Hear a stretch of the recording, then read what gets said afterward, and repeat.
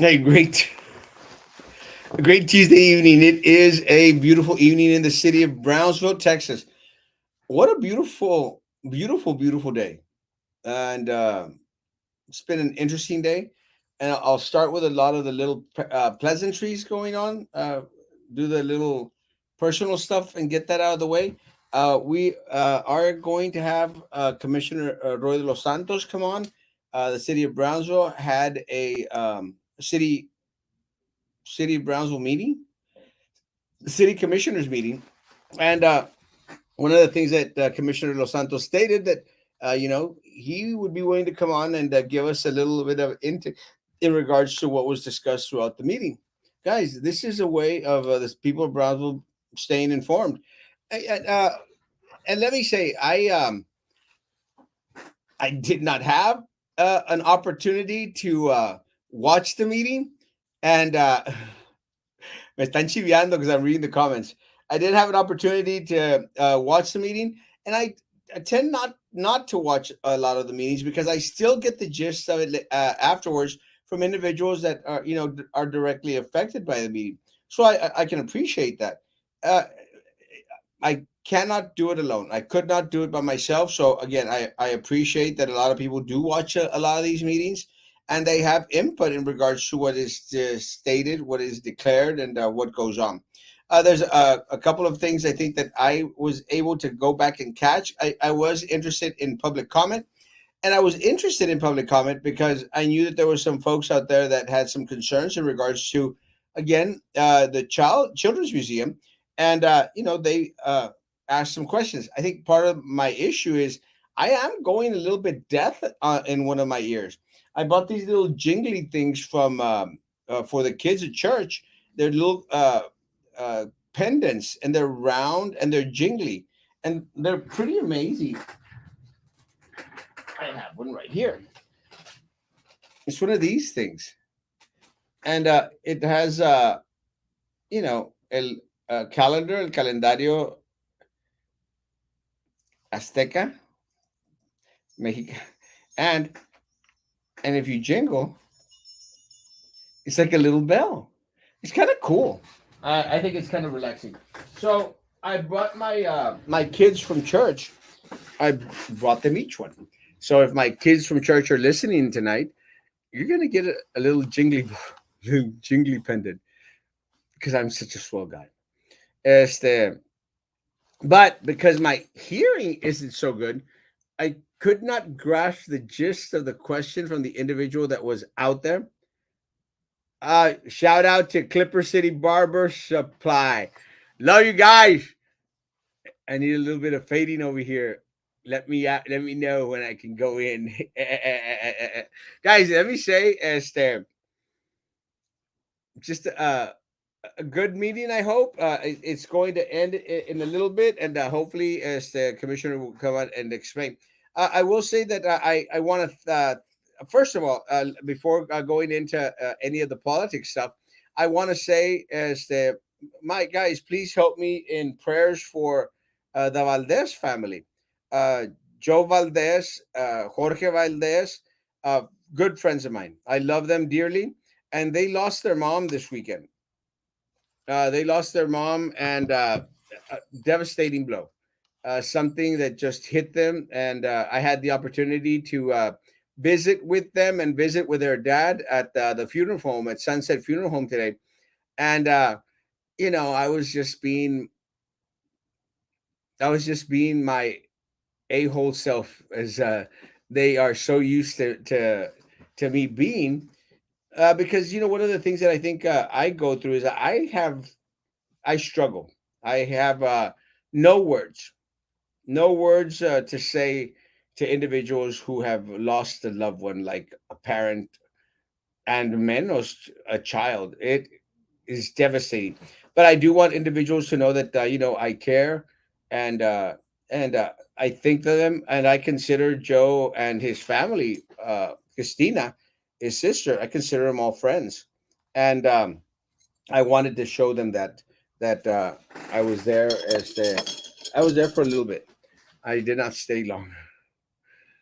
I'm not good at funerals. But again, my prayers out to the Valdez family.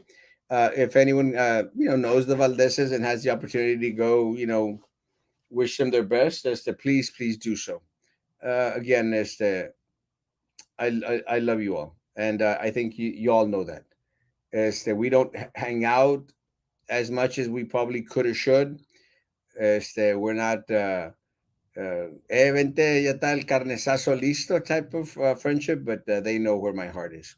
So my heart's again to Mr. Valdez, the dad, and to all the siblings, all the children of Miss Valdez who passed away. Um, Today I also got an invitation, and I'm very, very proud. I want to thank State Representative Aaron Games. Thank you so very much for inviting me over to your swearing in ceremony.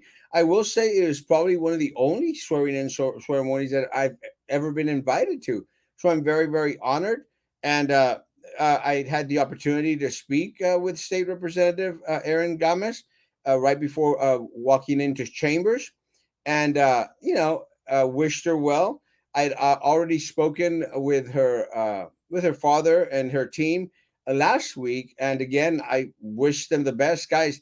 Uh, State Representative Aaron Games is our state representative, and I'm going to pray for her as I pray for every other elected official out here, that they do their darndest, they do their best as to make sure that that we get a fair shake up in Austin. And that's all we could ask for. We want a fair shake up in Austin, and we want a fair shake up in Washington D.C. And I'm hoping that this coming November, guys, we're going to see change throughout all the landscape out there. But it was a beautiful event. It was very, very nice. I had the opportunity to see a lot of individuals out there. I did have the opportunity to see our police chief, as the hats off to you, said hi. I saw Commissioner Los Santos there. I will say that I had the opportunity to have a quick shake of hands with the BISD board members. And again, guys, more power to you. Very, very cordial. I uh, uh, board president Eddie Garcia and I locked eyes, and I reached out and I shook my hand, and he shook my hand, and I said, "Hey, sir, how you doing, sir?" I hadn't realized, but Miss Denise Garza, Trustee Denise Garza, was out there, and I said hello, and Trustee Dr. Prissy Roca Tipton, and I said hello to them. Guys, it was a very, very cordial event, and again, I want them all to know. But let me say who surprised me the most was Denise de la Garza, Denise Garza. Who surprised me most was Denise Garza. Denise Garza is a class act tonight and this afternoon. She actually, said, "Oh, Mr. Castro, I know that you're also going to be in campaign season." Says, "But I will be having a an event at the Galaxy Bowl on April the 23rd, and I'm sure that she'll be able to correct me. April 23rd, and I just read Mike's post. You and Eddie locked eyes and rubbed crotches. No, we did not do that." But guys, let me go. What's up, Miguel? Love you, Papa. But let me say that I did have the opportunity to, and Denise Garza, said, "Sir, Erasmo, if I'd like to invite you over to the event." And I said, "Miss Garza, I will be there because I will not be traveling on that day. So I plan to attend, and I appreciate the invitation because I will go anywhere that I'm invited." And I'm very, very proud that she reached out, and I'm glad, and I'm hoping that it is the start of several other conversations out there. But one of the things that I hope that Eddie Garcia, Dr. Prissy Roca Tipton, and Denise Garza. Those were the individuals that I had a conversation with. One of the things that I hope that they understand, guys, it's nothing personal. I don't have anything personal against any one of them. And again, you know, I've said choice words. They've said choice words. It's just been a back and forth. It's politics. For me, it's not personal, guys. It's just business. I just want good things for my community, for all my community as a whole. I want there to be an end to all the raterillo that goes on, and I'm hoping that they opt to go the right way. That's all I can expect. Again, I don't want them to bend over and kiss the ring. Not at all. I want to be a co-laborer. I want to work with everyone in this community, uh, not only the elite orange ticket holders. I want all of us united and working together for a better Brownsville. That's what this city deserves and needs. But let me tell you guys, I will definitely call out anything and everyone out there, guys, who I think is going down the wrong path, as we have. And I'm glad. I'm very, very glad and very, very proud of our track record, guys. I mean, think about it. I mean, we stopped a mayor from pocketing $200,000 that should go to the city of Brownsville. I think that's amazing, guys. It's amazing. And I'm hoping that a lot of the things that we have brought to light, have caused an impact, at all levels of governmental entities throughout our community. And guys, think about this in regards to the fertilizer stuff going on at BISD. Think about Barbacoa Gate, guys, even before this current board was there, guys. It was all because of us coming together and sharing information. And again, that's all we could expect because information is power. The only issue that we've had in the past, guys, is we have not had a channel in order to vent out all that information, and that's what we do. So I want to thank Eddie Garcia. I want to thank Denise Garza, and I want to thank Dr. Priscilla Tipton. Very, very cordial, very, very handshaking, great salutation, and that was it. It's not personal. It's just business. Did see our district attorney, Luis Sainz. I went over, we ran into each other. I shook hands. He was a little bit on the standoffish side. I'm not exactly sure why. I don't know if we've said something on here that has offended him. I do not know. But again, district attorney, not personal, sir. I still consider you a friend. You know, I may not agree with the severity and the attack that came my way in regards to the to the DWI. I think that te pasaste de la mano. It's a big head. I think that it was a little bit overboard. Still, it's just business. Shouldn't ever be personal. And one of the things that I think that a lot of local politicians is they make it personal, and that's what clouds judgment. Hey Sam, how you doing? Pretty good, man. You're lit. Yeah, I know. Rushing over here home. Well, It's funny how you say that people take it personal because I got blocked off over the past weekend, I think, you got from someone's public page. really No, like, not you. from one of our relatives or No. A politician. It was a politician. a politician? Yeah, Why but not? I'm like, I guess I touched a nerve or something. Well, again, it should never be personal, man, and that's what a lot of these And people it do. was like a simple question. I was asking about the arena, to be honest, because they had mentioned. I was like, oh, what was the phrase he used? If you build it, it will come. And I was like, nice. So I quoted it, like, if you build it, they will come. And like, speaking of, what's your point of view on the arena being placed again after people turned it down in the previous election?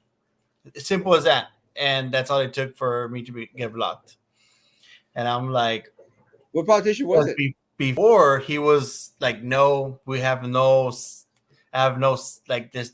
It has no effect in Los Fresnos, that arena, because it's nowhere near. It wouldn't use the Fresnos cops. It wouldn't use anything. Sales tax would not come over here at all. So there's no benefit besides raising the value of the houses around that area. So, So what was it? Your mayor, local mayor, or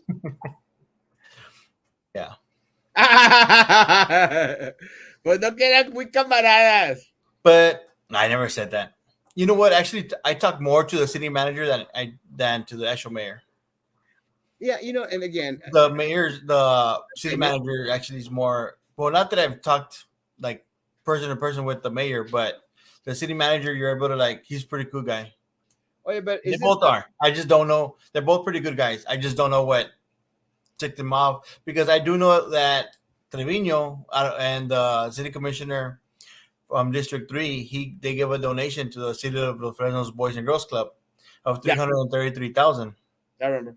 And I'm like, and County Judge Eddie Trevino was the one that came over here trying to push the county arena. I'm like, is that the reason why you're now kind of like leaning towards the arena now that you got a huge donation for the City Boys and Girls Club? Yeah. But What? I guess now he's gonna abstain from commenting on for the county arena. But to be telling everybody like, oh, if you build it, it will come, or hey, you should be happy for the Whataburger. I'm like, that's starting to sound like a little short mayor I know from a town from the southern tip of Texas. Erasmo, Texas. That's very unfortunate. Let me get to some of the comments before he gets really real backed up, and then because we are going to have Commissioner Los Santos on as soon as they end their meeting.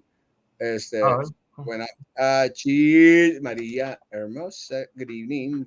Yeah, I am looking sharp. And let me say, I want to thank my friend who got me this beautiful. This is one of my new favorite ties. Thank you. I actually got like 20 some ties. Thank you, thank you, thank Looking you. kind of sharp, cheddar. Cheddar cheese. Hi, cheese moses. Hola, mi amor. Hola, Ale and Jessica. Good Elia. Good evening. Shout out Clipper City Barber Supply, my man, Jorge. I need a fade. Save me a pendant. I'll do my best. Condolences to the Valdez family. Yes, my prayers out to all of them. You and Eddie locked. You and Eddie locked eyes and rubbed crotches. Loving you is Which area was that? your beauty. Garcia. Eddie Garcia. I met Eddie Garcia. Dr. Priscilla. I ran into him. Dr. Priscilla Tipton and Denise Garza, and I was making mention. Denise Garza was very, very cordial, and even invited me to an event, to one of her fundraisers. I think it's going to be at the Galaxy Bowl. I said I will be there. It's going to be April 23rd. I tend to go wherever I get invited, but I'm very, very proud that all three of them were very, very cordial. We shook hands with all three of them, and as the again, I wish them luck. I hope that they do a great, great job for our students and for the city of Brownsville. And again, as I'm gonna say this again, it's not personal, guys. It's just business. And I think that there's opportunities for all of us to work together regularly and constantly. We don't have to be at each other's throats. And I don't think that I spend most of my time just thinking like, how can I get them? I don't know, just do the right thing. And then Yeah. all And will like, happen. it's not about. Is that what we had mentioned when Roy was here? Like, it's not about bashing. It's just that some things don't look right, and some things might need improvement. Sometimes you just need a little ideas here and there. And Just explain like, it. just like the whole painting of the fire hydrants. If we wouldn't have said anything or nobody says anything, it's not like if it's done every month or every 6 months or every year. Having a But year. sometimes people need to think outside the box or people to like throw in their 2 cents. But it's Yeah, not about bashing them. But hey, you're doing something wrong, call you out. If you're and doing that's something good, hey, good for you. yeah, and again, it's all it is. Again, let's go back into the mural. The mural is horrible, and we get out, guys, it's horrible. And then you start getting, well, got painted by this guy from California, and then the mayor's out there fighting about, well, he's not really from California. He's not a gringo. He's from Mexico.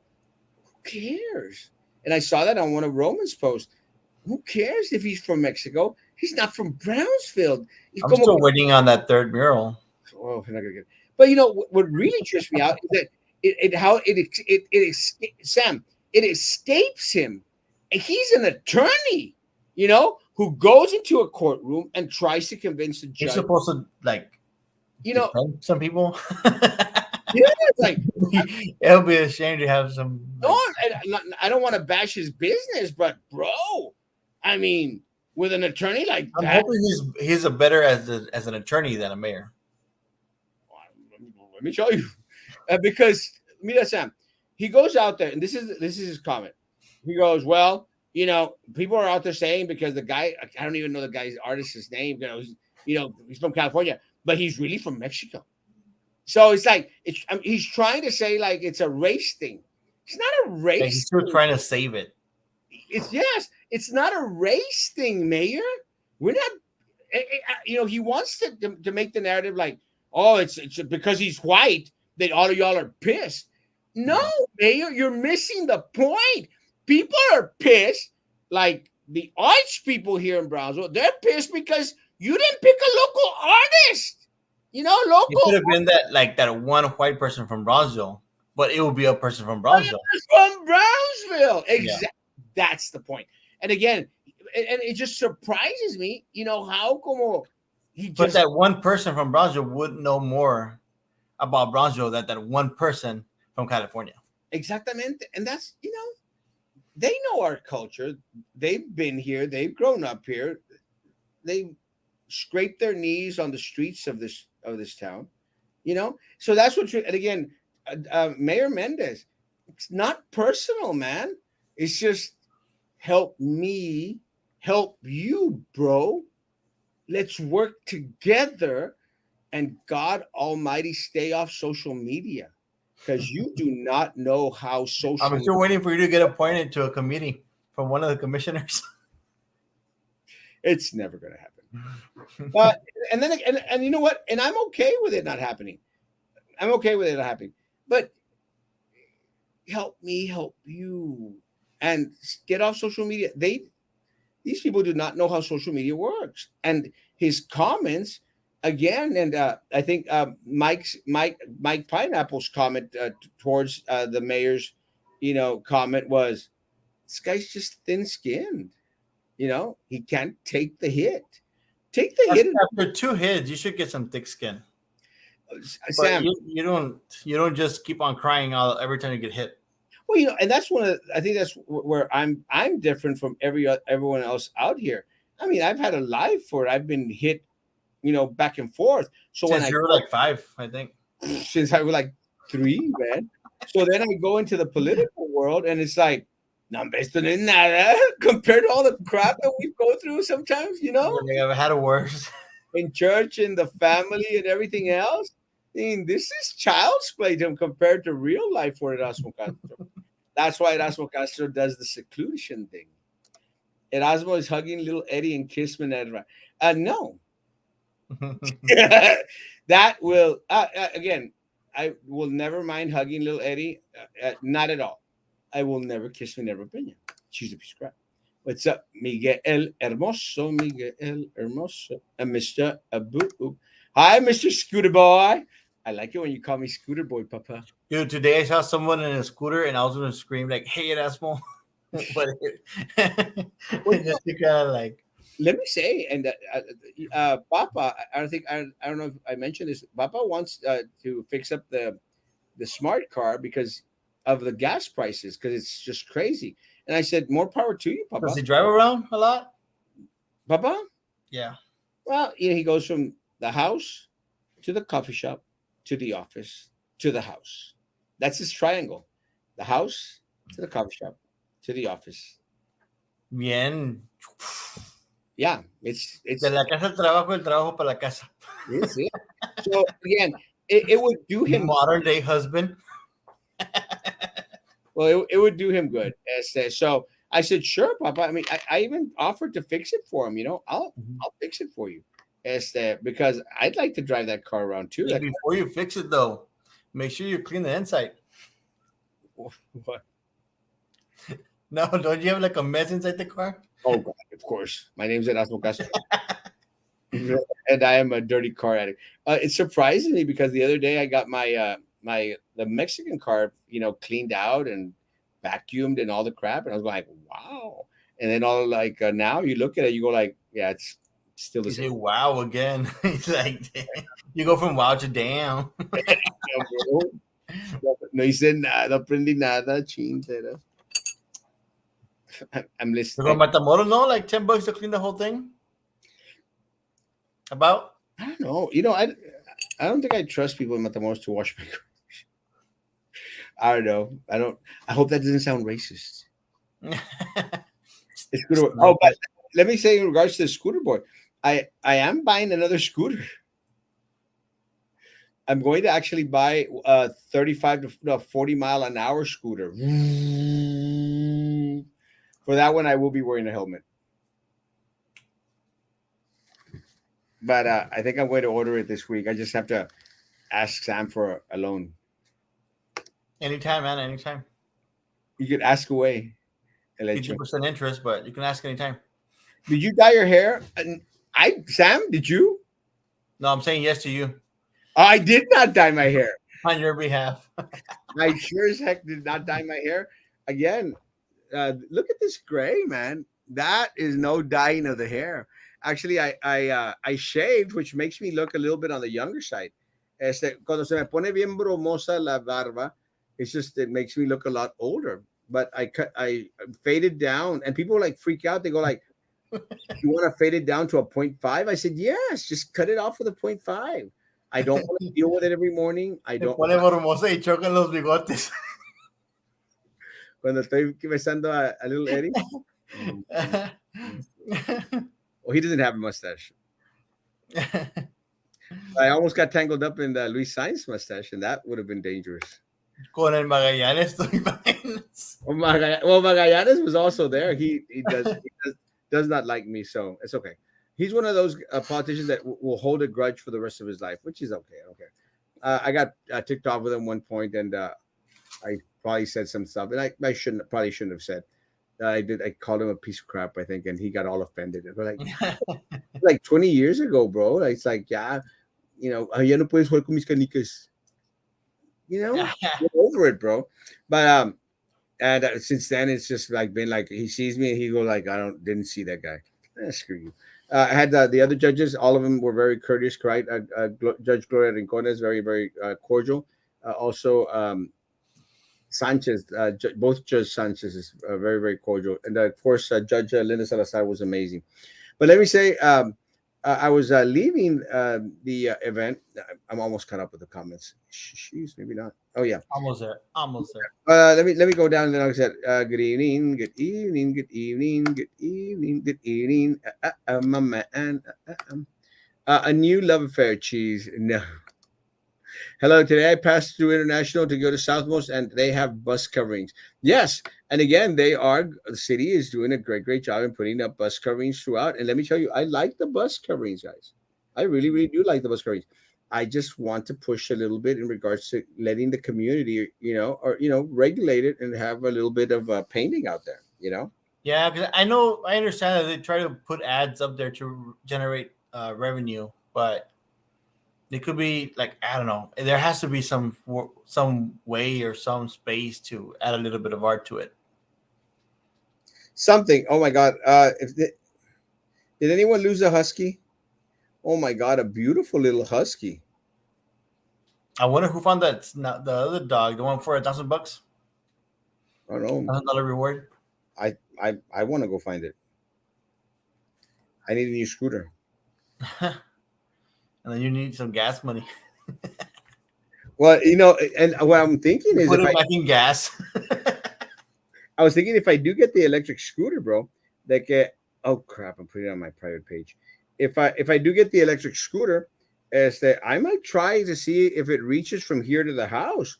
If that's the case, I'm done. I'm gonna be scootering every single day. Yeah. Every day I'm scootering. But would it be like a regular charger? Like a regular outlet charge? Yeah. Oh, hold on. Can you send the link to Commissioner Los Santos? Yeah. Um, yeah, I don't know. I might have done something wrong. Woo! Yeah, again, a lot of the bus coverings are out there. Beautiful, beautiful bus coverings.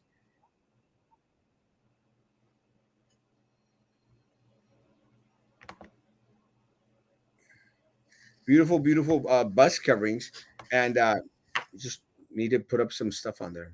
Let me get to the comments before Mr. De Los Santos comes in. Commissioner De Los Santos comes in.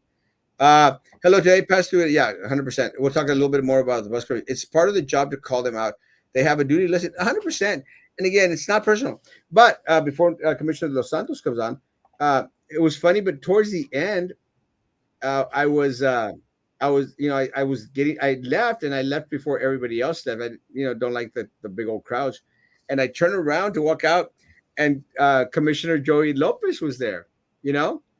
And Where I was that at? guess at the it was at the courthouse at the central jury room. Okay. And so I turned around and we're just facing each other. And again, this it's just funny, Commissioner Lopez, but I heard it in my brain. I heard "Que te pasa, Erasmo." So and what would have been classic because he was standing behind me, and I hadn't seen him. What would have been classic Whispered in your ear.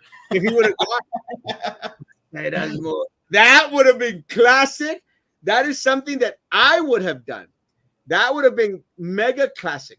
But again, he didn't do it. That's I guess Commissioner Joey Lopez, we're running against each other. So I don't know if he thought like, oh, maybe this guy's not gonna want to say hi to me or upset or mad or something. But Yep. I saw him and I reached out and I said, Commissioner Joey Lopez, how you doing, sir?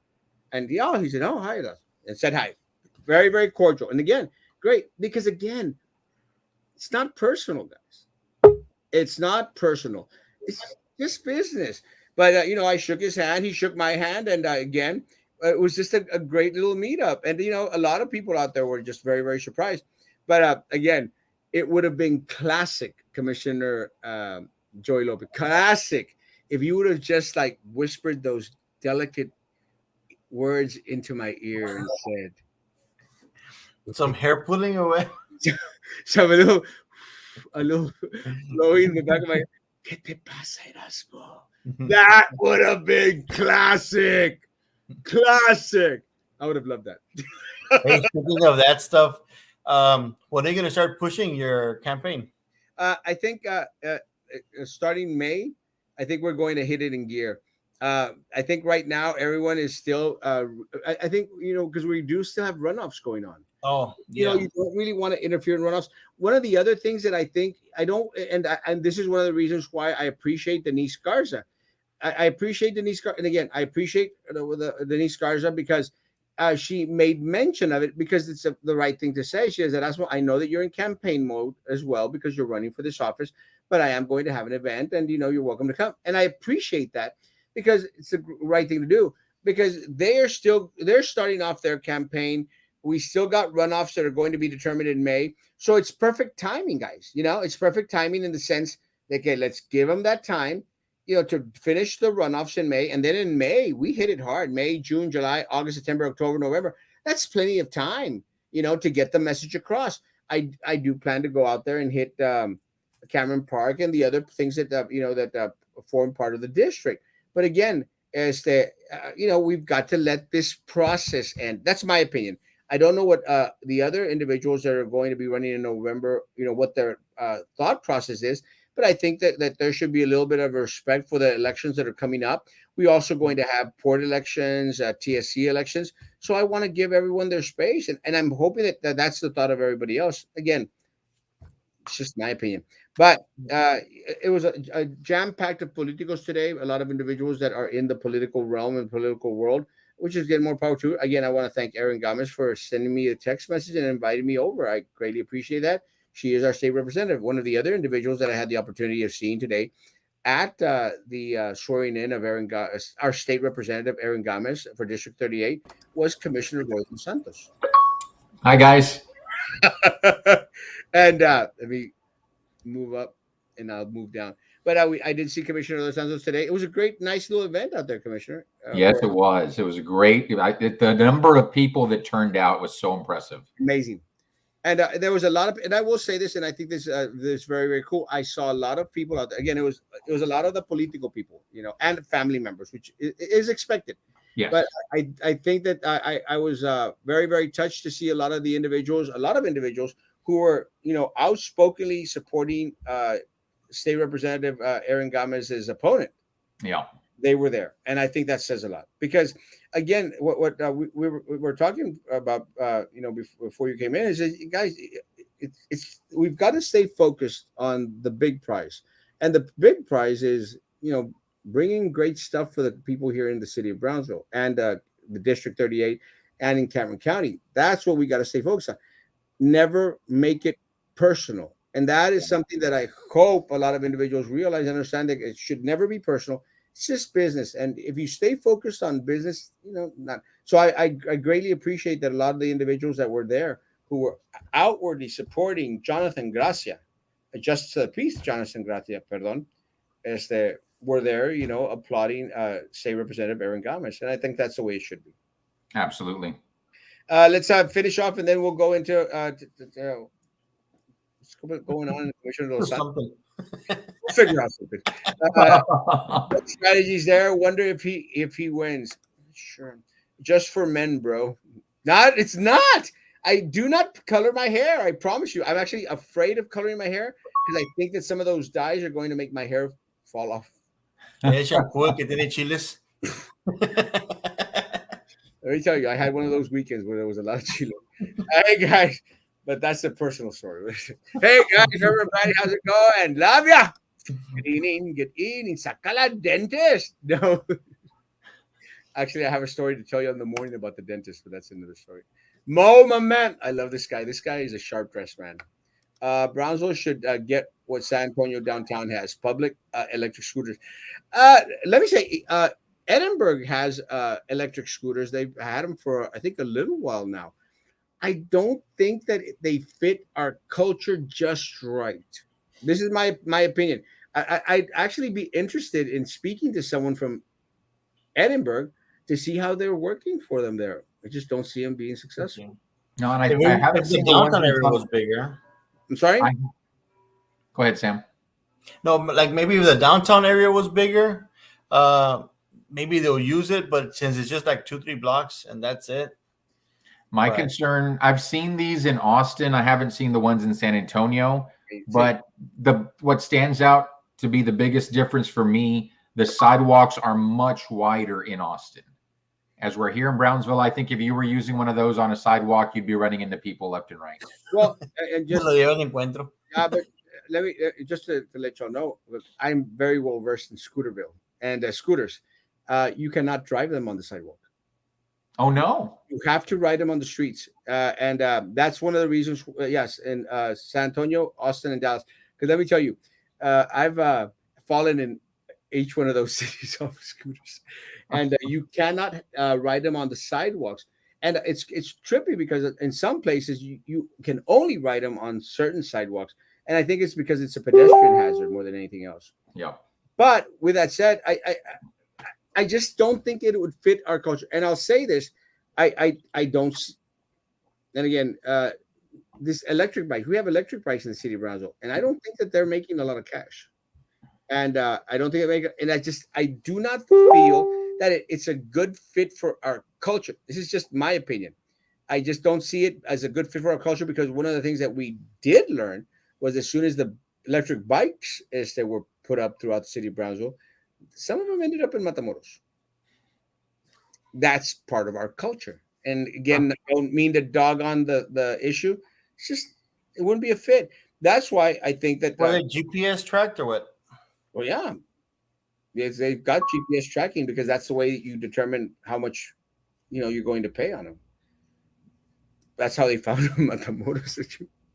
But that's just my opinion. But again, I don't think electric scooters would be a good fit for Brownsville. I think we just need a big old overhaul first. But I'm very proud. Sam mentioned, I'm very proud that, there's other people that are starting to use scooters here in the city of Brownsville. And I think, can you imagine? And if we just started to transform and become, and again, I mean, I'm all for bikes, guys. And this is something that I think a lot of people don't realize. I'm like a jock. Wasn't Brownsville named like one of the city like that uses a bike the most? I don't see that. Maybe in the valley, or in the state. But then people were saying like because that's the way of mode of transportation. not because it was leisure or anything like that, but it was because of the but, mode of transportation. but it's part of our culture because I mean, we were raised with chiscas, to a Yeah. greater extent. I think that a lot of the individuals, a lot of the gringo cities up north, I mean, it's just part of our culture having chiscas, and a lot of men still, use bikes back and forth. I honestly, I see more Hispanics, Hispanic men riding bikes because of work or because of going one place to another. Than I do a lot of the individuals with those tight little shorts, the little I've buttocks, seen a little bit of mix of everything, even like male and females. I think it's just and I then see a some little bit of of the everything. people I driving those wouldn't be bikes able to tell exactly the exact group. should not be wearing those lycra things. Who? Some of those people riding those bikes should Oh, never wear those tight little lycra. Please, guys, please. I think it causes more accidents than anything else. Sorry, just had to go out there. Let's finish the comments, and then we're going to con los cookies and me. Yeah, maybe. I don't know. I love the cookies, but my problem is I eat more cookies than I probably sold on donations. Puras mentiras. Hey, Roy. Hey, Snoop. I have a question for Roy. Okay, sure. Why it's going to do a transition? Why is it hard for some to open a business and not for others? Oh, that's a hell of a question, Snoopy. Um, I don't have an answer for that. All I can say is it should be easy for anyone and everyone who's ready and willing to do what it takes to meet the ordinance. It should be easy. Initial plan review should take 3 weeks max. And if we're not able to do that right now, then we don't have enough people on staff or we're not using enough third parties. But that's what the bottom line is. It should not be difficult. It should not take months and months and months unless it's something that's a very complex project. Let me ask you. Let me interject, Commissioner. One of the things that we were promised, and one of the things that the city of Brownsville, and I think even the mayor, I'm not too sure, it might have been the city manager. They were out there, saying, hey, it's all digitalized now. It's we're moving into it. It's all going to be, and I'm going like, oh, It's coming, yeah, but but it's not here. hasn't it been months already? And Yeah.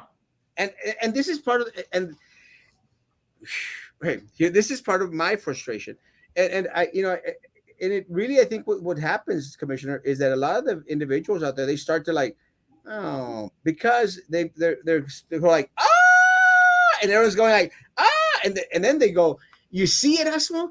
You see, everything's electric now, everything's digital now, everything's great. I'm going like, guys, it hasn't happened yet. Right.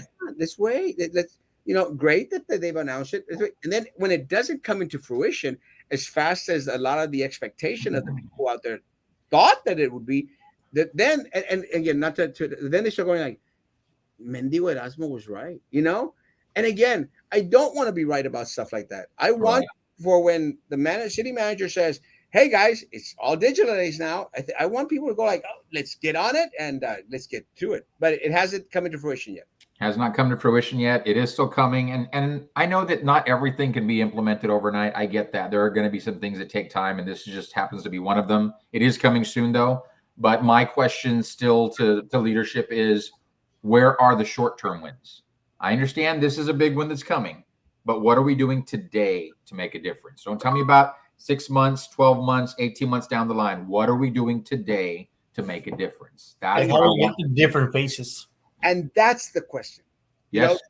That's the question. It's great that we've got great stuff. That is the question. That is great stuff that's coming.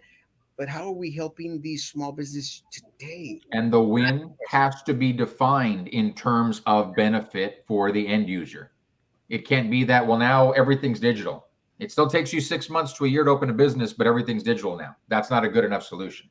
It's don't tell me that with the back end, the data, everything else. Tell me the guy who wants to open a business, is it going from 6 weeks to 3 weeks? Is it going from 4 months to 1 month? That's how I measure success, and that we're making progress for that end user. Great. So we're still working on it. But yeah, but and let me say, and I'm proud that you made mention of it. And again, I'm proud that you mentioned it, and I'm hoping that other commissioners as well, are concerned with the same issue, because I'm sure that a lot of individuals out there. But I think part of the issue is that with time, a lot of individuals, they get so discouraged that they go like, it's just the way it is. Yes. We don't want that. We want individuals to be excited about starting a business in Brownsville. You know, we want Absolutely. individuals who are going to. And there's people that want to do business, start up businesses. Because when I went to that on the convention center, there was like plenty of people, man. Like The it's Bull. ridiculous how many people. Mhm. I love Gilbert. It's Gilbert, right? I love Yes, Gilbert, and like they were there. Bull was there. The 956 coffee was there. I love you. Moonly, which is like the vegan cookies. I don't know if you can see it. I hate you. Don't show me damn cookies. It was Bro, that it's matcha cookie. I guess that's I don't know if that's I not how hate you pronounce it. I like matcha, bro. Don't do that. I'm actually fasting right now. I cannot eat anything Really solid. good. Huh? They're really good, actually. I hate you. They're I can't eat anything solid because I'm going to get something shoved in my butt on Thursday. it's Colonoscopy. most delicious. I'm actually going to ask the doctor if I could actually film part of that. That'd be kind of interesting. If Don't we're show it. Let me know what night not to be here. can we do video clips? The highlight reel from the colonoscopy. Infrastructure first, not just downtown, bro. Then Yes. we could implement stuff from other cities. Yeah, I would agree, and I think, but and I will say this much: if we want to start downtown, more power. Let's just continue to. Well, and I think the good thing is, and as you look at different areas of the city, at least in my district, in District 3, the growth is there. We don't need incentive programs. We don't need stimulus. We don't need that. The businesses are coming. The customers are there. The private industry is investing on their own because there's a market of buyers there. And that's why you see the great things on Pablo Quisel, on Morrison, and all of those areas. Downtown struggles, I think Southmost struggles. Those are the areas that need the attention of the city to help them along, just like we're prospering on the north side. Well, that's one of the Yeah, things. like there's Southmost, there's the Rivera area, there's the airport area. Then you have the other side, which is the west side part of town. Yep. Like there's more areas, and I understand like the most, I guess the business side is around there, District 3, but it could grow. There's always opportunity. But let me say, and again, I love a former commissioner that we had, Commissioner Mujia, good friend of mine as well. I think that there was a lot of missed opportunities, throughout the process. I think that's one of the reasons why a lot of individuals decided to run for that position. But it's that District 3 should be, and again, not to minimize the workload, it's growing by itself because everyone is wanting to implement business there. Yes. So that gives, I think, Commissioner Los Santos more opportunity to work on stuff like infrastructure and other things that have been deteriorating for many years, and look at other issues throughout the city. It's just a little gold mine. Something that I think Sam mentioned, it's not as much seen by the Rivera area and by the Southmost area. And I hope that, a lot of, I hope business pops up everywhere. No, and I think in my district, the two biggest problems I've got when it comes to infrastructure is there are some areas where the drainage is just horrible. Brownsville Country Club and Tradition Circle are some of the worst. Also some areas on Morrison. And then there's parts in the southern part of my district that are more old Brownsville that have problems with the electrical grid. And there's been a lot of talk about moving those power lines underground because there's just too much growth in the tree canopies. There's too much interference from rodents and other creatures out there.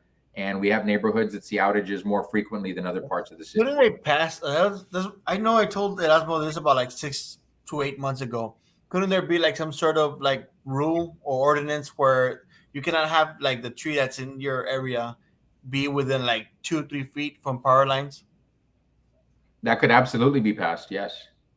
And I know right now PUB does go out and do occasional trimming. I just don't know how. Because I know that there's a lot of areas where trees are all over the power lines, and as soon as there's like strong winds, it could knock down the lines pretty quick. Yeah, I think the challenge there would be if you put it on the homeowner and somebody electrocutes themselves, that creates liability, because the argument can be made it's power lines, high voltage, specialized. It should be somebody, a trained professional doing it, not putting it on the homeowner. Do they just have to call it like AAP or PUB or anything like that? to get that I done? don't know that for sure, but that would be my guess. Is you could call 546 help and put in the request, and that should get routed to the proper department, which I believe would be PUB. Uh, I have a concern that was just I was just tagged on, and they asked me to ask you, Commissioner. So I'm going to take the liberty. Sure. As they say, they received from BSPCA, the Brownsville.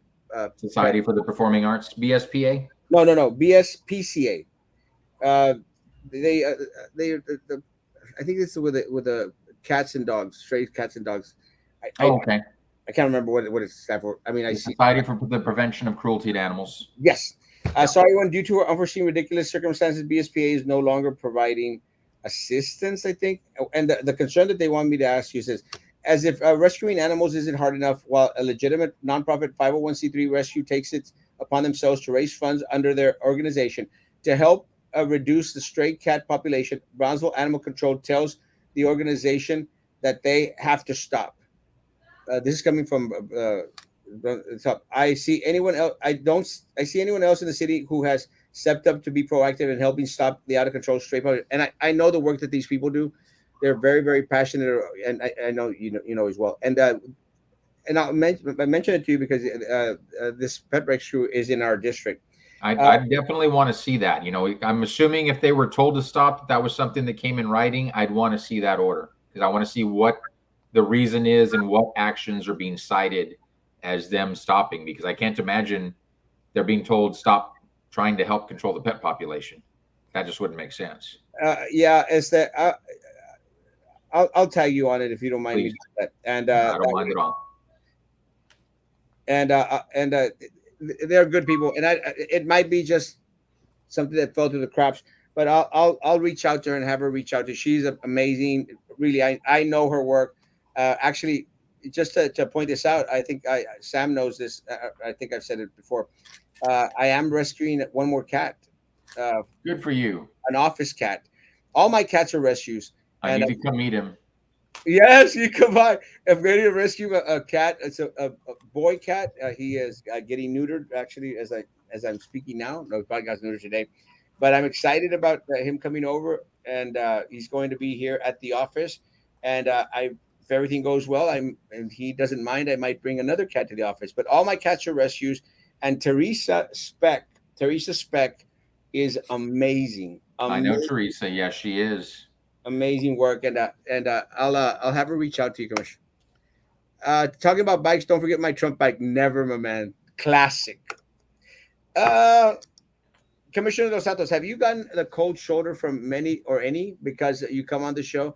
I actually like having you join the show. Only one I watch for True News. No, actually, folks who initially were even skeptical, and I had folks who are big supporters of mine that were like pissed off initially. They're like, man, Roy always said he would never go on that show. And then the more they thought about it, they're like, all right, he's got to have a reason. He's got to have a good reason. And then they finally asked me about it. And then they saw the show and they're like, okay, now we get it. And I just like I told you guys, it was that Friday and it was Sam and Maggie and Frankie. And I think you were out that night.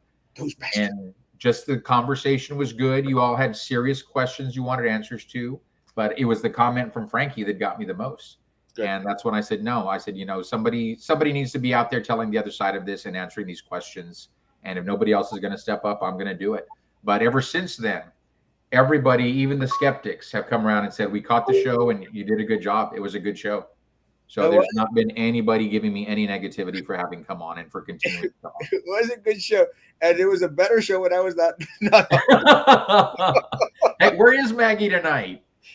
Maggie had her daughter Patricia Alejandra had a practice and stuff, and I actually had some choice words with Patricia Alejandra. But okay, that's for another day. And thanks, Patty. I like being on the show. Ella challenged put into a fight. Did that make a Boca Chica? No, I don't think so. Oh, I didn't hear about it. Let me say. Kind of like Elon Musk all the more. I mean, that guy's stepping up, man. I mean, the guys out there fighting to try to provide, internet and stuff. And I mean, the guy is really stepping up to the plate. I'm impressed. Let me tell you, I don't care what anyone says out there. Again, we may have our like Boca Chica Beach, whatever, but let me tell you, man, Sky. And I saw an article today. I can't remember where it was. Someone remind me. I saw an article today where it's comparing is Elon Musk our Tony Stark. That's a huge compliment. That. Wow. That's a huge, huge Yeah, compliment. but to be honest, I don't think he has a challenge for Putin. What? He's like between Elon and him. I don't think Elon has a chance. When they were to physically fight. Oh no! You mean Putin or Tony Stark? Yeah. No, Yeah, no. that's amazing. No, but I think that this is more of a hey, or is he gonna? Yeah, it's good that he called him out, but if they were to actually throw it down, Putin has like more background in fighting. Brownsville is corrupt. Again, I'm hoping that you deal with. Yeah, I'm hoping that there's a lot more transparency into a lot of things. I will say this, guys. I'll say this. I have not heard because back in many years back, you'd hear about the mordida. Everyone heard about it. I have not heard as of recent. Okay, quick question. So is a big hold up on or the red tape the part of the health standards when opening a business? No, or I can't say what is it that's that it. it's holding them back from being granted to open a business? What I hear most from my constituents, and this is of course uncorroborated because when I ask for data from the city, they're waiting on the new software to be able to generate data. But what I hear the most for the constituents is that they submit everything, they get the feedback, or they get the inspection and they get told, here's the list of things you've got to fix. And they fix those things. And then they're like, oh, well, now we've got a new list for you of things to fix. And that can happen 2 times or 3 times, as opposed to here's the list. And when you fix the list, now you're getting a permit. Even if there's additional things that came up, and I can understand that might happen, things get missed. But if they took care of the initial list, why aren't we issuing a provisional permit and telling them you can open, you can start generating revenue, and you've got 90 days to comply with whatever's still outstanding? Okay, and maybe I'm not too informed of this services before, but would it be possible to maybe do not conferences, but informational sessions? Sessions for people that want to start businesses here in Bronzeville. That's part of what the eBridge Center will be doing is helping mentor those people that need to help through the process.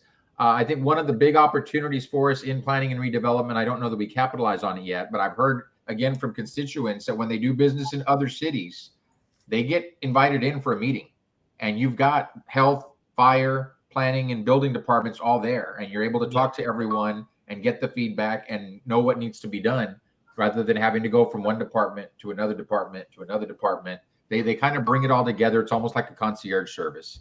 And we need to get better at that. Commissioner, has there been? This is actually it's crazy.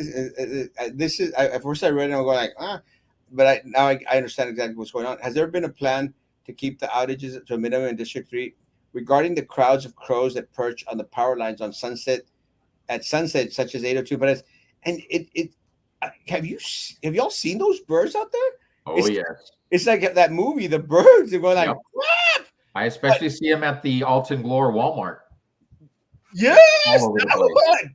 I mean, llevas el carro ahí negro y sale blanco. I just rewatched that movie recently because the birds reminded me of it. But I don't know if there's anything that can be done, no? Other than declaring open season or offering rewards. Saca la BB gun. I know are the birds causing us short outages or what? Not that I've heard of. So that I don't know. I know they don't get shot talking about open season, I remember I heard stories from friends of mine who are from Louisiana that back in the day they were having problems with the nutria rats. Oh, yeah. And I think they were burrowing under roadways and bridges and compromising the integrity, and they were getting overpopulated. And so they licensed them and let people go out and hunt them and sell the meat. And it's like sold in supermarkets. It's like the other white meat. Horrible. Nutria. Yeah. That's how they helped control the population, was commercializing it.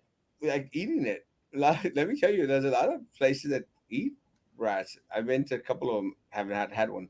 I didn't even have I didn't even have cuy. But the ones from Peru, they're like the wild rats, no? They're guinea pigs, cuy.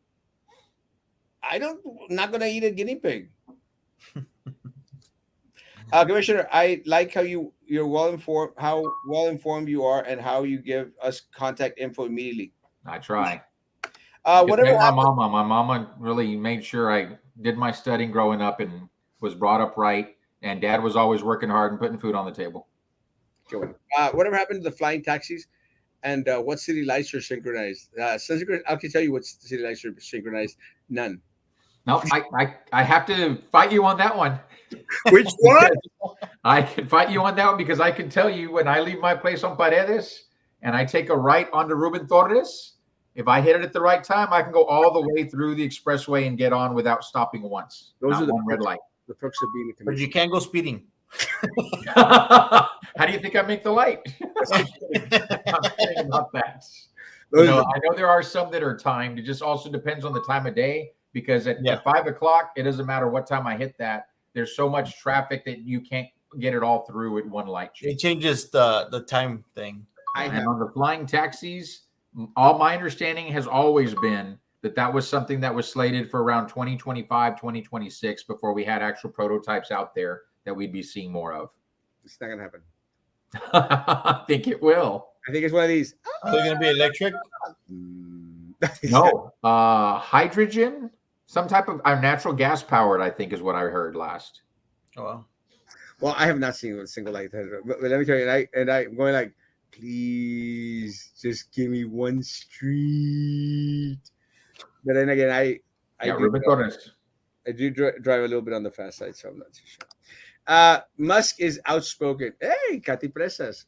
I love Katy Presas.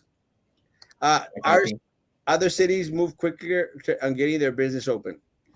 Yes. 100%. Good segue question.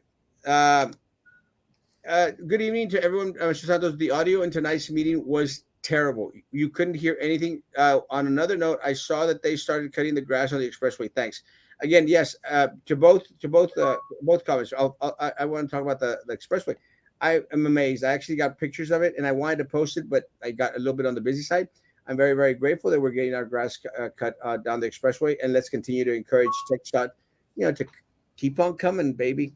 Yes. But with in regards to on this first statement, I actually went back to try to hear public comment. It sucked, and I make mention of it because it hasn't been the first time individuals have brought up the issue with, we are the city in the valley. We should have a little bit better audio out there because I tried to hear because there was one comment, public comment out there that I was interested in because they started to mention the situation with the Brownsville Museum, which is something that I'll let you address. But before addressing that, I mean, can we get the city to invest a little bit more on getting better audio out there for people? Well, and that's a good question. That was a report I got a lot. So thank you to the constituents out there who were sending me text messages or notifying me on Messenger. And my staff was even reaching out to me, telling me how bad the feed was. And of course, we've got the WebEx feed, we've got the YouTube feed, but there in the room, it was not a challenge to hear people speaking, especially when they were at the mic the right way. So it has to be something between there and the feed, because in the room we were fine. And I would ask different constituents when they were messaging me, can you hear everybody the same? Is there anyone who sounds better? Is it some that are too far from their mic or they're just not loud spoken enough? But no, it seems like there is a major problem. And I did talk to staff again tonight, right after we adjourned. And the request I got from constituents was, please, for every member of the commission, go back, rewatch the feed from tonight so we can see firsthand how bad it is for the people trying to watch it remotely. Really bad. And I will say this. I mean, the mayor sounded okay, just echoey because of the room situation, because we know that he's out of town. Yeah. But I think the individuals who came out to speak, a lot of it, and again, I struggle hearing from one of my ears, so I could not understand it, and I tried to record it to see if I could increase the sound, and just not a good situation.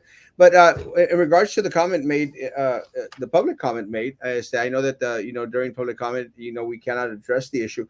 But would you like to address the residents' concern?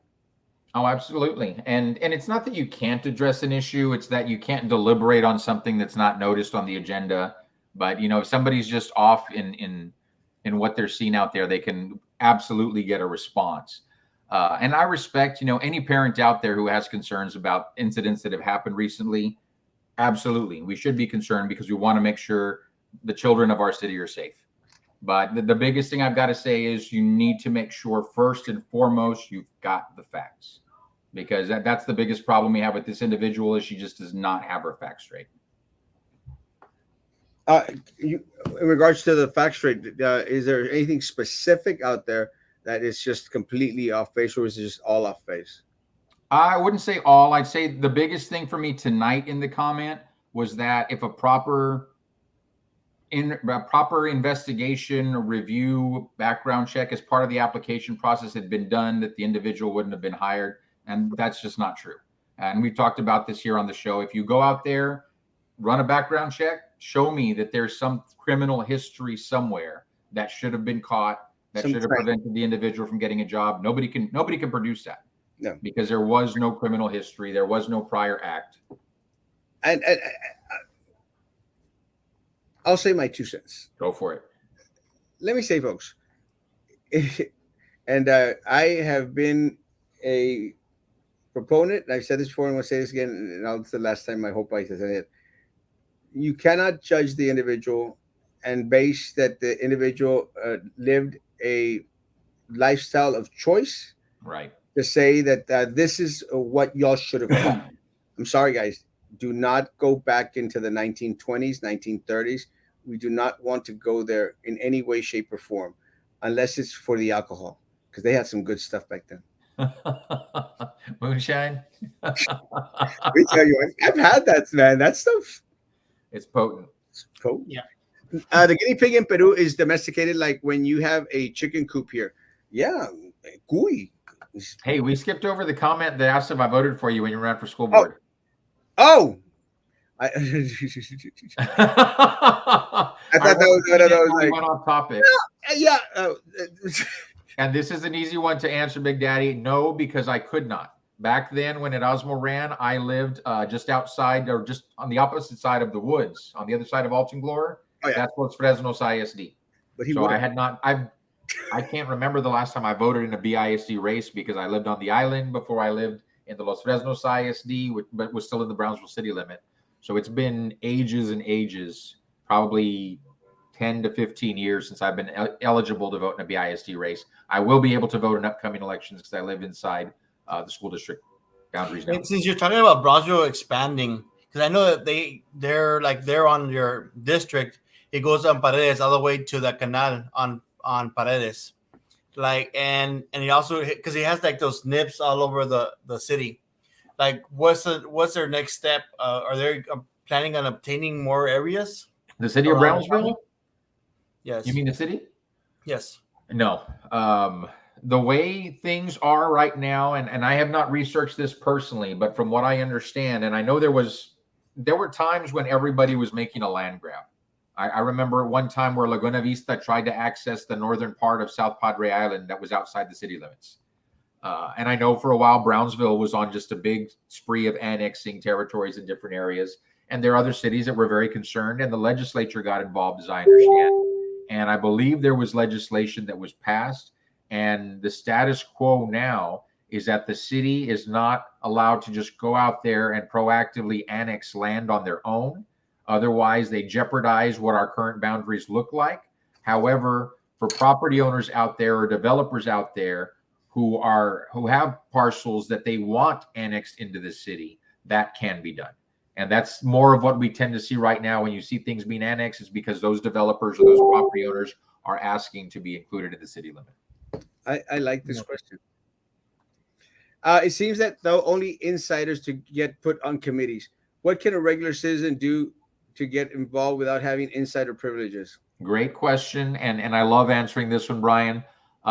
First and foremost, I would encourage anyone who's interested in serving, when you put in an application and it's coming up for a vote, reach out, especially to your commissioner for your district, but reach out to every member of the commission. Every time I did that and I applied for any board, I personally emailed each one individually. And it was always a little bit more tailored for my commissioner.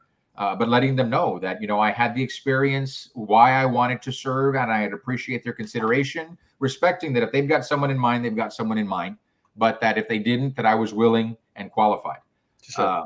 So that's the first thing I'd say, reach out to your elected officials. The second thing I would say is, as you fill out the application, be sure you put effort into it. And there's not a lot. Most of it's just pretty standard questions you're going to answer honestly. But there's like one or two that usually catch my eye as a commissioner when I'm looking at the applications. And I don't remember if it's exactly like why you want to be on the board or what you think qualifies you, but you have the opportunity to say something about why you're applying for that board. That's an important one as far as I'm concerned. I can't speak for my colleagues because I look at that. And if that catches my eye where I can see something resonating for this board that I'm considering this application for, they're already on my short list now of who I'm going to consider. The second thing I look at is where you check off which boards you're interested in. For those people that have like 30 boards on the list, it's hard to take them seriously because you can't tell me you're an expert in all those areas, and you can't tell me you're going to be a key contributor in all those areas. Now, there may be some boards where it's just good to have citizen input, and that's fantastic. Average citizen, what do they think? But there are other things that are specialized where it's important to have some expertise. When we're talking about the Special Needs Advisory Board, for example, it would be very easy to have a board made up of capable individuals versus those who might be physically challenged. But it's those who are physically challenged. We need to understand their perspective on what are the challenges in accessibility, transportation, everything else for handicapped individuals. And that's just one example. But when you get into other things like GBIC, there needs to be somebody who's got some bones in economic development. They're going to be handling millions and millions of dollars of taxpayer money. It can't just be somebody who's got a good heart and is going to try and do the right thing. I want somebody who's going to make sure that the citizens' money is being spent responsibly and is creating a return on the investment for the people of Brownsville. Yeah, that's a great answer. Okay, yeah. I accept. And Brian, let me say one more thing for Brian. Reach out to me. And that's another good thing. If you know someone on the commission already and they know you, and when I find those where I like the answer, I like the boards that they've checked off, and I like the answer they're giving, if I don't know them personally, I'll usually call them or I'll email them. And I'm glad that their number and their email in the file because I want to make sure I have a good feeling for them before I'm going to nominate them. Well, I accept the nomination. Now, let me say one other thing, and I think people have asked me, and I've applied for committees and boards before, and I know for a fact I'm not going to get on any of them, which is okay. And I'll make mention of this. I think if I really wanted to focus on being on a board or a committee right now, I do exactly that. Approach, try to work to see if you have the four. It's the way it is. You have to have the four individuals out there. With that said, I don't feel the need to be on any board or committee right now because I think what we do is already time consuming as it is. But I do want to have more individuals throughout the community, apply, reach out, and be a part of these different boards out there and the different committees out there. I did hear from some of my friends that they were saying, like, Erasmo, we're on a committee. I said, great, more power to you. Chale ganas. And if we could be of any help to you, more power to and that's one thing I'll say, Erasmo. I think even without being on a board, you're having an impact. Yeah. And what you do here, you're having a positive impact. So that's a good thing. The other thing I'd say is I've seen names that reoccur. They're coming up for a board appointment, and it doesn't matter what board it is, their name pops up over and over and over and over. And I've seen individuals who we finally put in a position as an alternate. They're like, no, I'm not interested. I don't want to be an alternate. If I can't be a full member, then I don't want it. Come on, you got to start somewhere. I started as an alternate on some boards. No, but again, I'd hope more, and I hopefully do enough to encourage individuals. Please apply for something. Like I have a friend who is very passionate about the LGBTQIA community, and they wanted to be. I said, well, reach out to the individuals on there and see if maybe they can champion you with the commissioners. Say, hey, this individual's interested. Again, go for it, do it. Or reach out to me. Reach out to the gay commissioner. Yeah, let me get to know you, and we can even if it's not on the board proper yet, but possibly on one of their subcommittees. Which one, Commissioner? Which subcommittee? No, No, you said you reach out to your gay commissioner. We're like, which one? this No, guy. I'm the only one. Oh, come on. We know better. Between us. Commissioner. That's all I'm gonna say. We know better.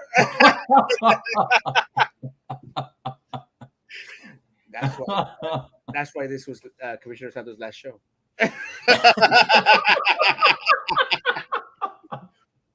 I had it twice. Tastes like chicken, but very greasy. Once the hair comes off, it really looks like a.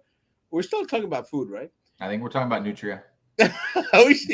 I'm hoping we're still talking about food. The other was messed up because they knew. Ahí viene Joe Tucker. Was he there? Did he go and comment? No, I don't remember seeing anything from Joe during the meeting. Probably not, but it's a funny one. He might have just been trying to listen. Damn, here comes Joe. Love you, Joe. Pure static. So the You city get pure static when Joe comes on. no, it sounds like the Peanuts parents. So if the city is not in charge, the Peanuts adults. So the city is not in charge of cutting the grass on the expressway. Does the city police have jurisdiction over those that tent there? I know that. Well, that's one of the things I think that a lot of people notice that tent city went from having 8 tents out there to having one. That I think now none. Who has jurisdiction of the individuals that off to squat? I know that is state law that governs that, but my understanding is PD can't enforce it because it's the law. And let me say, one of the guys, and again, I don't know what happened to him, and I wish I did. One of the guys that really, really worried me was the Asian kid who would squat there on International and the Expressway. Did you ever see that one, Commissioner? I don't think I saw him. My God, I felt for that guy. Just didn't know what to do. I think one of the local bloggers made mention that they were an Asian student who all of a sudden probably lost it because the guy would spend all day, I'm sure all night, just sitting on the same spot. And I don't know exactly what happened to him. I actually, if anyone knows what happened to that Asian kid, because he was like 24, 25. Was he like a foreign exchange student? I think it was a foreign exchange student, something to that effect. And all of a sudden, I think he just completely lost it and just decided to sit in the middle of the expressway on the ground. I know we do get quite a bit, right? Huh? For the UTRGB, like we get quite a bit of foreign exchange students. But let me say, I want to applaud a lot of the people out there. I would see a lot of people out there going and giving them food and stuff. I appreciate that. That's great. I just wish I knew what happened to him. If anyone knows, please send me a message or something. That'd be kind of cool to know. We are a city with lots of potential. Should be ahead of the game always. 100%. Yes. Hola a todos, Roy. ¿Puedes poner en orden a mi tocaya, la pájara Peggy? No me dice nada. Está loquidada. I love you, pájara Peggy. Have her come on. Argument of authority is a fallacy. Open invitation to anyone out there that went on to public comment. Anyone out there that feels that their voice was not heard, come on out. I mean, it's an open platform, guys. And again, an open platform to anyone. Don't necessarily have to like you if you want to be on the show. I've had individuals who've argued with me on this show. It doesn't much matter. Let's just have conversation. As long as you're cordial. Yeah, and I made mention of this. Be civilized about it. I don't know if you saw that or heard or saw that show, but I've had 2 interviews with individuals that hate me. One of them was the guy that filed the thing to have me removed from the BISD board. Zach something, can't remember his name, Blevins. Yeah. I mean, the guy asked me for an interview. I said, sure, man, I'll have an interview with you. And this was, I think, before the DWI. And goes on and, and everything's going good. Everything's going good. And until he says, well, you're a piece of crap. But with the S word, with the S, which I tend not to do. So I go like, look, bro, I didn't come on here for you to call me a piece of crap, Did not. Was that the one from the cafe? Yeah, Zach Blevins, who and again, and afterwards, I ran into him in the coffee shop. Great conversation. Hey, man, I said, how's it going? And everything. And he was kind of like, this guy's actually talking to me. No, it's nothing personal, man. I don't take it that way. The other one was Frank Marr, the No More Cheese guy. I mean, and the guy invited me on. I said, sure. Just make sure that you don't cross that disrespectful line, I don't have any issues in having. So anyone out there that wants to come on, you could be running against me for office, and I'll still have you on. It doesn't matter. I actually had when I was planning to run for state rep against Eddie Lucio III. We actually had Eddie Lucio III on while I was running against him, which is good. Los Fresnos District and City of Brownsville limits. We all we go all the way on HY 10 and FM 803. It doesn't go all the way to 100 though. No, Brownsville does. No, Well, Brownsville city limit. Brownsville City Yeah. limits does. And actually, Brownsville city limit goes beyond that. Yeah. If you go down the expressway route, it's kind of a weird the way that No. But they're talking about 100. Well, yeah, it's because he's talking about on Paredes, I think. Because he's talking about 803. I know that on 803, it goes just on the street itself, all the way past one or up to 100 or past 100. But over here on Paredes, it goes all the way to like the little ditch that it has after the Palo Alto battlefield. And that's where Brownsville city limit stops. Right. Yeah. Los Fresnos de Rancho. Yeah, but it's growing and It's it's a rancho community. It's a rancho community. As It's Brownsville gets more expensive, lots of folks are relocating either outside the city limit or in Los Fresnos. We Say can't. again? A lot of people moving out to Los Fresnos. And, yeah, Olmito. We can't the next unless we have the services to provide our citizens. yeah. My commissioner doesn't know me. You use an alias. It's difficult to know you. Do you live in Zootopia? I don't know you, bro. All I know is Hungry Hippo. Zootopia. But you know me intimately. Oh, Hungry Hippo, ¿quién es tu comisionado? Oh, Pedro. Pedro's a friend of mine. Pedro's a great guy, guys. Pedro, you will not have an issue in getting to know him. Again, just want my Pedro to be a little bit more vocal. But that's, that's it. A little bit more on the vocal side. But I will say that I've spoken to individuals who live in District 4, and they said that, the District 4 is a lot cleaner now than it was before. And that has been because of a lot of the promises the Commissioner Pedro Santos had made to some people. So more power to him. Just want him to be a little bit more on the vocal side. But I know we posted a couple of things, but they were just like regarding pets. Pets? Yeah. As far as Pedro. Like, I know he's been a little bit vocal, but it's just like as far as pets. Just a little bit more. You do have an impact on the community. It is because of you and your willingness to put yourself on the line and bring awareness is what is going on in our city that people now want to see. And let me tell you, I hope that that's what we can do. Encourage more individuals to become a part of the process and become part of the solution, not necessarily just part of the problem. And again, maybe it was a little bit of the nagging side and the poniendo gordo and the screaming and the yelling stuff that got some people's attention. Okay. Squeaky wheel. Move past that and let's start fixing stuff. One of the comments that came on, I think before you were on, Commissioner, was a lot of people are very appreciative that they're seeing a lot more bus stops out there. Great. That's like my friend Valdo said, that's just what I needed. And it is what a lot of our people in the city of Brownsville needed.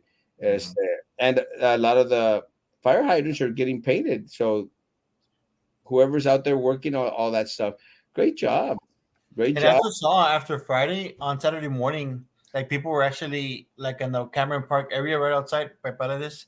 They were actually picking up trash and making it. I guess they saw it super dirty, but it's also part of like community involvement. Yeah, to make it look better. My tie was handmade in Italy, Snoopy. Because some people pay and others don't. My tie was handmade in Italy. Smells like an Italian. Or the pizza I just had. Highway 100 off of 100. 803 hits Highway 100 and also curves straight into Retro. We have the weirdest little intersection out there for the district cut and the city of Brownsville cut. It's like little arms out there, no? Yeah. Yeah, and I know that the Los Fresnos United, which is right there on 803, it's their address is like under San Benito, which I don't get. I don't get it either. But San Benito's another rancho. They cleaned the alleys in the neighborhood, and the hike and bike trail is progressing District 4. Yeah, and let me say, I think that they broke down. They broke down. My car just broke down. They broke ground over there in the expansion of the south. Southmost. Yeah, the Southmost Nature Trail. Yeah. We said it was like a multimodal area that they're going to build, or what was that? No, not there. No? Okay, it was just an expansion to the nature trail? Yeah. As Mike would say it, the smoking trail. Like that tie is beautiful. It is beautiful. I got it from a great friend. Actually, got Minnesota ties. What else went on throughout the commissioner meeting that a lot of people might be interested in, commission? Actually, one of my constituents just messaged me. He says, "While you're still with Erasmo, could you please recap Dr. Gowan's concerns in your response to the Estrella development? It seemed interesting, but the audio issue made it difficult to follow." And yeah, Estrella is the I think that was the PDD they were asking for, which would be different standards than what's already in ordinance, but a higher standard. And this is a planned community, and it's supposed to be like zero carbon footprint because it runs on Tesla batteries, everything's sustainable. So there should be a lot of positive things there, a lot more natural areas. And so Dr. Gowan, her comments around the fact that items we had just seen previously did not have any planned green areas, recreational areas. It was just like house, or townhouse, whatever it was. Everything was just right up against each other. As where the Asteria development, it had a lot more open areas for the public and for the residents there. So she was complimenting that. My comment on it was I asked how the flooding was in that area, and staff indicated that there are flooding issues in that area, but that through the mitigation process and through the review process, they would make sure they meet standards, to which I responded. But when you're asking for a PDD, that's about raising the standard. That's not just meeting the standard. That's we want to do some things differently, but we're going to do them to a higher standard. So I expressed my desire to staff that especially for drainage and flooding, that should be one of the things that's to a higher standard when you build in that area. So it was great. Yep. That was good. And I know tonight, one of the last things after executive session, we approved extending a job offer to a new auditor for the city of Brownsville. We've been without an auditor for a few months, and it's important we get someone on board. So hopefully that will take place soon. I accept.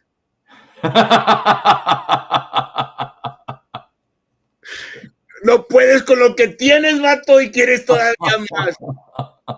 It's crazy, but I tell people, like, someone made mention, someone sent in a message like, "Hey, this and this," and we're like, "Did someone comment that on my page?" Because I don't get to read a lot of the stuff that's out there, And again, it's not that I don't care. It's not that it's just that there's just so much stuff that a lot of people are out there posting, and I'm hoping that a lot of people.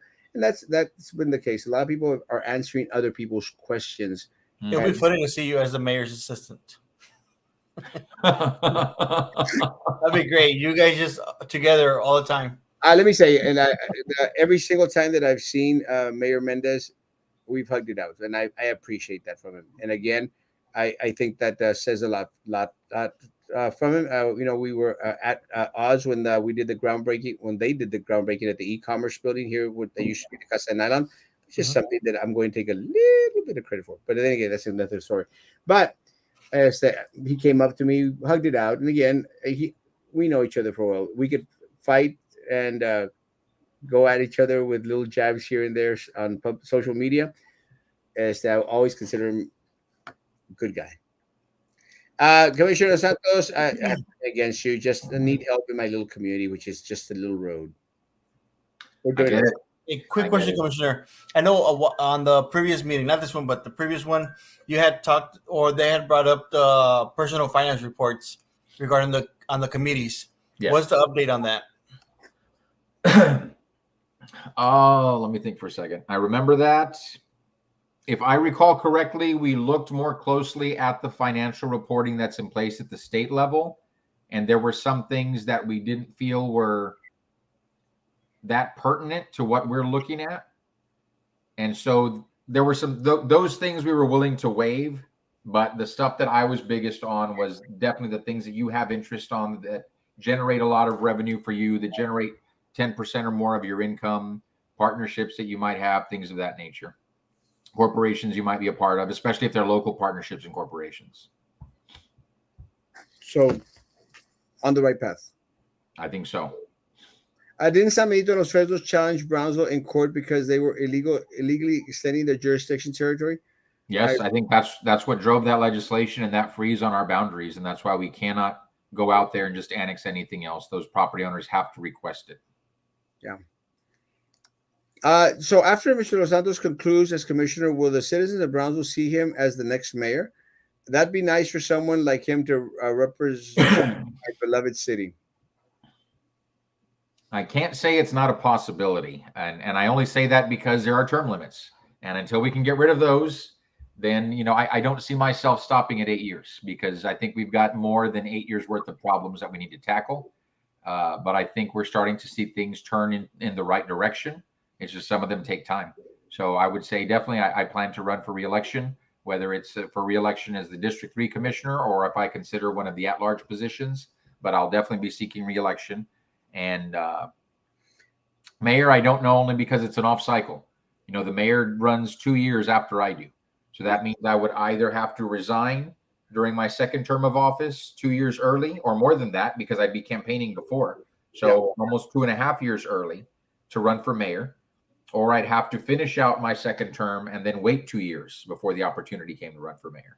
And I don't like either of those scenarios. No. So I don't know what will happen. The only way I could say for sure that I'm definitely running for mayor is if there's a situation where there's an opening in the mayor's race, there's no incumbent, or there's not an incumbent that I think is doing a good job, and the names that are surfacing are people that I absolutely positively would not want to see representing us. If I felt that strongly about it, then I would feel an obligation to jump in the race. But I have no desire to be the mayor. I'd be happy being the District 3 commissioner for the next 10 or 20 years. But I think, and this is just my take on it, because I am a resident of District 3. I think that most of us would want our commissioner to finish out his term, before going on, because, and I'll say this because I think, and I'll try to answer Carlos' thing. This is my opinion, because I think that the citizens of District 3 would feel disappointed that, wait a minute, we want you here in this position, although it might have be a greater impact as mayor, but I just don't see it that way. I think every single commissioner on there, should have that equal vote out there. Mm-hmm. More of an ambassadorship type of role. Right. I would hope as a member of District 3 that we'd have at least the full term, and then see what options are up there. But in Mr. Los Santos' situation, he mentioned his mayor's term is up next year.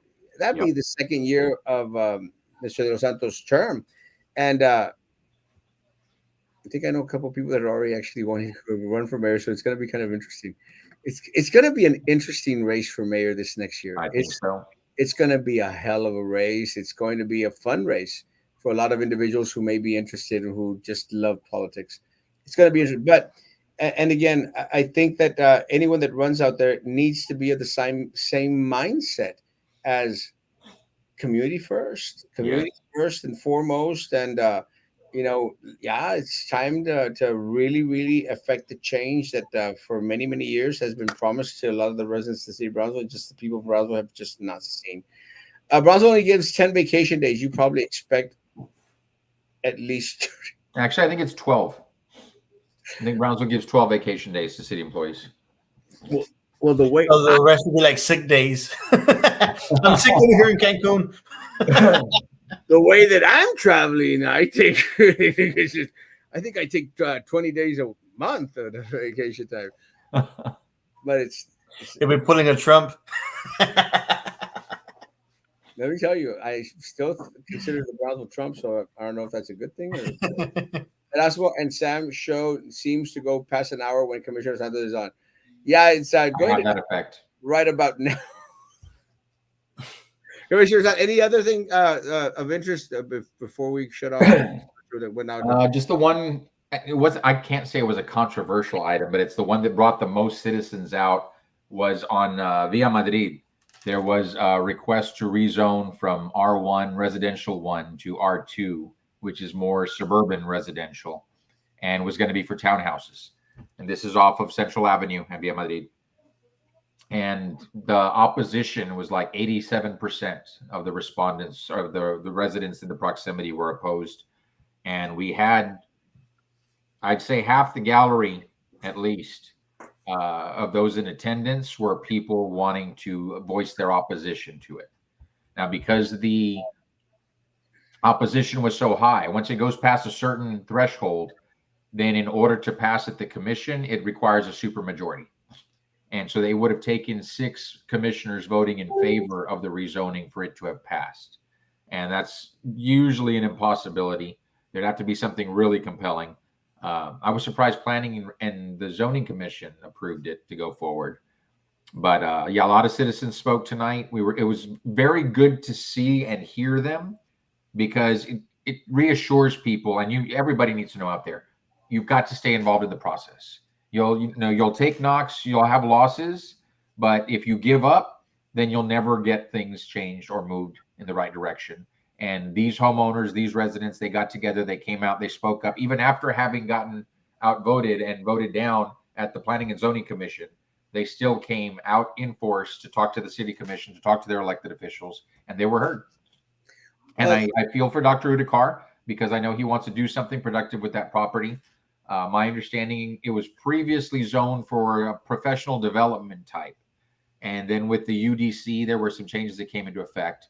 And so now it's R1 residential, and he's wanting to do at least R2, but that did not pass tonight. Well, let me say that I'm very proud that it didn't pass, because again, I'm very proud that a lot of the individuals that were out there, again, this is the people's community. Yes. I will throw a little quick hypothetical situation that sounding a little bit the same. It's something before your time, Stan. I'm sure that you've heard about it once or twice. My Fronton people were very upset with the city of Brownsville, because Brownsville refused to listen to where their request for the change, the street name to be changed back to Fronton Street. And I would dare say that there was I was sitting in the commissioner's chamber that night where there was all these individuals. I mean, it was jam packed with individuals from Fronton Street. And I think you're being too generous in saying that they weren't being listened to. I don't think that's the case. I think it's far more nefarious than that. I think the people were heard, and despite what the people were saying, the rules changed. And that's what bothers me the most about that whole situation. To say that, well, we changed it once, doing it this way, and now you want to change it back? Well, we need to put some standards in place. Okay, now we're putting new standards in place, and if you can meet the standards, then we'll consider it. They met the standards, and then it's like, well, we're not sure the standards are really fair, so no, we're not gonna give you what you're asking for. I have a big problem with that. And it came up recently. There was a small little street over past Lakeway off of Westlake, in that area, one of the newer sections, that they wanted to rename, and appropriately so, because it's like the one name that stands out like a sore thumb in the entire neighborhood. And everybody was unanimous. They wanted to change the name, and nobody had any heartburn over it. But when we were looking at it, they were making the argument that it meets the standard under the law for what percentage of respondents said they're in favor of it. And I raised the issue then, because I said, no, that is not an acceptable standard, because when it came to Fronton, this same issue came up where the citizens met the standard, the commission said no. And it was about the standard wasn't fair. And people on both sides agree the standard isn't fair, because the way it's worded today is every property owner gets one vote. So Erasmo, let's say you own a piece of property, and across the street, me, Sam, and Maggie own an equal piece of property. We've got 3 votes. You've got 1. Does that sound fair to you? No, because I can't stand Sam and Maggie. But that's the way it's written right now, is that if I decide to put all my brothers and sisters on the deed, well, now I've got 10 votes and you've only got 1. And I can add friends, compadres, whoever, more and more. And now I've got more votes than you do, even though I've got one parcel and you've got one parcel. And that I even question whether or not it's constitutional. I think it's completely wrong. So I'm pushing the city attorney's one office. per address. What's that? It was you wanted to have like one vote per address. Absolutely. That's the way. That's fair. That is completely fair to me. So they're supposed to rewrite it. I think my biggest contention with the way everything played out is when you know there were double standards going around and it wasn't done the right way, it didn't turn out the right way, you should default to where we started. Go back to square one. Square one was Fronton Street. Go back to Fronton, rewrite the law the right way, and then if under a fair law the signatures come in and the citizens request to change the name, then it can happen. But that's how I would have done it had I been on the commission at the time, is you go back to square one, then you write the rules so that everybody's playing by the same rules and that it's fair. Well, thank you for coming on, Commissioner. Anytime. And speaking of streets, in your honor. Sorry, speaking of streets, because I think we talked about it yesterday. Awesome. About naming, would it be possible to name a street after Bradley? It was what was his name? Bradley Freeman. I don't know. You know Bradley Freeman? I'm sure you. I know of him. I know of him well. His grandmother is a very, very dear friend of mine. I know his mom well as well. His grandmother's very proud of him. We used to work together. And I'm not sure that the city commission has gone far out there to. I don't think he's even received a proclamation out there, and I might be wrong. I don't think he has. I mean, this guy is on Sesame Street, and let me tell you, the guy's amazing. I've had lunch with the guy, Good. And I got all girlish on him, and I mean, I grew up with Sesame Street. I love Sesame Street. To have one of our own, one of our kids. Oh yeah. On Sesame Street, man. That's my uncle used to call me Oscar the Grouch because I was always in a bad mood when I was a kid. I thought it was because of your hair. But he's a great guy. So maybe something that the city can do. That, I mean, he's literally put us on the international map up there, and I'm very proud that he was at Veterans. One of our kids, his parents are still active in the community. Vero is AOBE president, I think, still. And again, Vero's mom is an amazing woman as well. And I think what we need to do, and fortunately, this is something that the Midi Cultural District has as part of its plan as it continues to evolve, is education. And part of the education we want is to be about people of notoriety who came from here, who've gone on to do great things. Because if you stop and take time, you will find a lot of people who are who are doing great things. There's quite a bit of talent here in the Brownsville Valley area. Yes, there is. Thank you, Sam. I appreciate that, man. Thanks. I need to end this with that shout out. I appreciate that. With a positive note. And I have an address for Maggie. Whenever you guys have one, send it to me so I can send her Squishmallows. Oh, you can bring it off by the office if you like. I actually don't even know an address for her. Stop by the office whenever you do that. It's close to done. Guys, thank you, Commissioner De Los Santos. Again, it's the great information, and appreciate coming out after a meeting and sharing with individuals. And again, this is not the easiest platform out there. Greatly appreciate everyone.